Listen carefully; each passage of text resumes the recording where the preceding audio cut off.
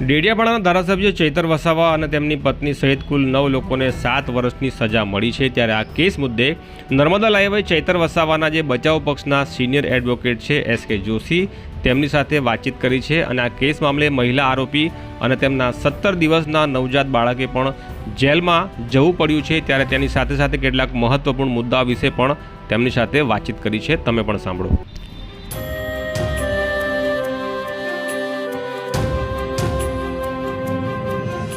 Appeal करवी पड़े Gujarat high court में नामदार અને તે અપીલનું કાર્યવાહી ચાલુ થઈ ગઈ છે એટલે ત્યાંથી હવે ઓર્ડર થશે।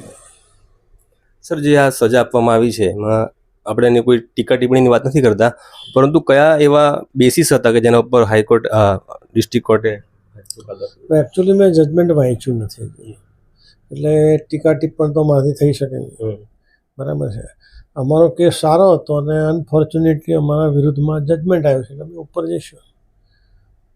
સર, આમાં જે ઘટનામાં જે ફરિયાદ થઈ હતી એમાં ખાસ જે બંદૂકનો ઉલ્લેખ હતો, તો જે પોલીસે તપાસ કરી એમાં બંદૂક પુરાવા તરીકે રજૂ કરાઈ અથવા કોઈ FSL એવો રિપોર્ટ કરાયો જે એમને સપોર્ટ કરતો કે આ ઘટના બની છે, કે ફાયરિંગ થયું છે? ના, એમાં બંદૂક કંઈ પકડાઈ બી નથી અને એના સમર્થન કરતો કોઈ સાયન્ટિફિક પુરાવો નથી। જે વન વિભાગના જે વનકર્મીઓને મારવાની વાત છે, તો એમને એવી કોઈ ઈજાઓ થઈ હતી, જીવલેણ ઈજાઓ થઈ હોય કે એમને સારવાર લેવી પડી હોય, એના કોઈ મેડિકલ પુરાવા કોર્ટમાં પોલીસે તપાસ દરમિયાન રજૂ કર્યા હોય? એમાં જે તે વખતના બનાવના દિવસે તો એમણે કોઈ ડાક્ટરી સારવાર લીધી નથી, પણ ફરિયાદ દાખલ કર્યા પછી 2 દાડા પછી ડાક્ટર ત્યાં ગયા હતા દવાખાને અને ત્યાંથી સર્ટિફિકેટ મેળવેલું, કોઈ વિઝિબલ ઇન્જરીઝ હતી નહીં।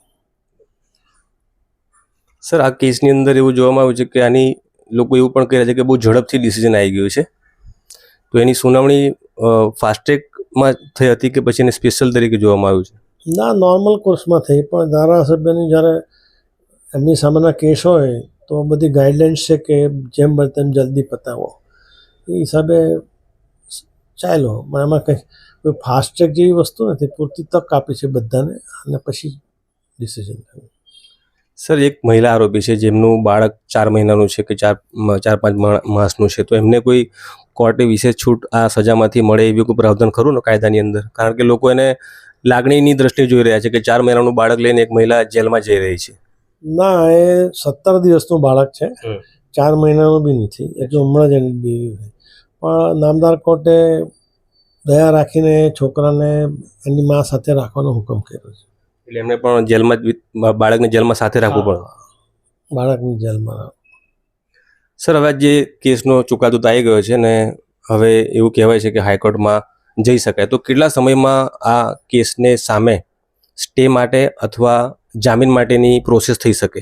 હવે આમાં સજા એવી થઈ છે, આરોપીઓ જેલમાં છે એટલે તાત્કાલિક અપીલ દાખલ કરવામાં આવશે, મુદત સુધી રાહ નહીં જોઈએ, જલ્દી જેમ બને તેમ જલ્દી દાખલ થઈ જશે।